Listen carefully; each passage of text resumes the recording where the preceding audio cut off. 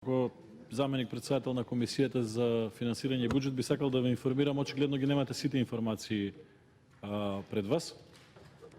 Кога се договараше термин за одржување на оваа комисија, го имавме во предвид отсуството на председателката на Комисијата за финансирање и буџет.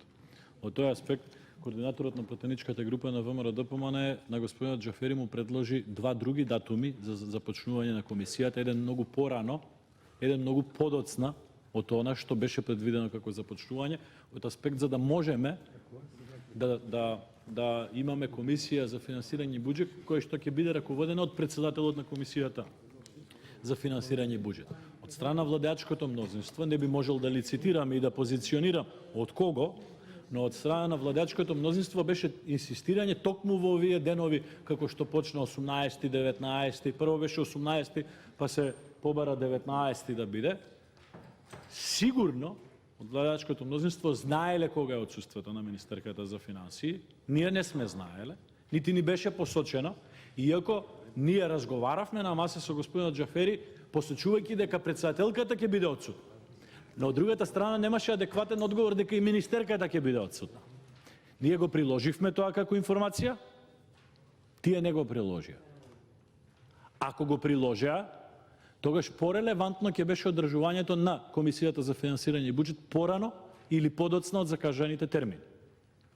Таа неискреност во постапувањето и на господинот Џафери и на владеачкото мнозинство за нас е забележана.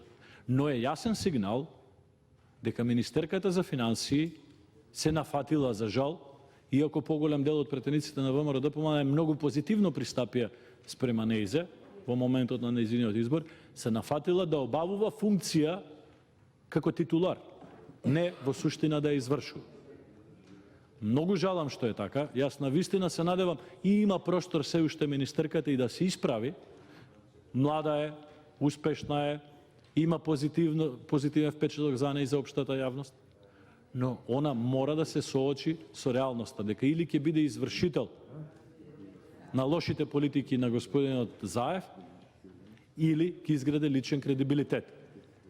Оваа игра со прикривање на информации, за да дојдеме во ситуација министерката да не биде тука присутна, за мене е неприфатлива и морав да ви ја соопштам и вам, како заменик председател на комисијата. Од аспект да не се изложувате и вие лично, бранејќи ги аргументите кои што единствено и ги имате, јас не спорам, формално правно сте во право, целосно сте во право тоа што го кажавте до господинот Мицевски, но почувствував дека во овој момент треба да ги знаете и овие информации за од тука понатаму, дури ни тие формално правни аргументи за кои што сте во право губат смисла.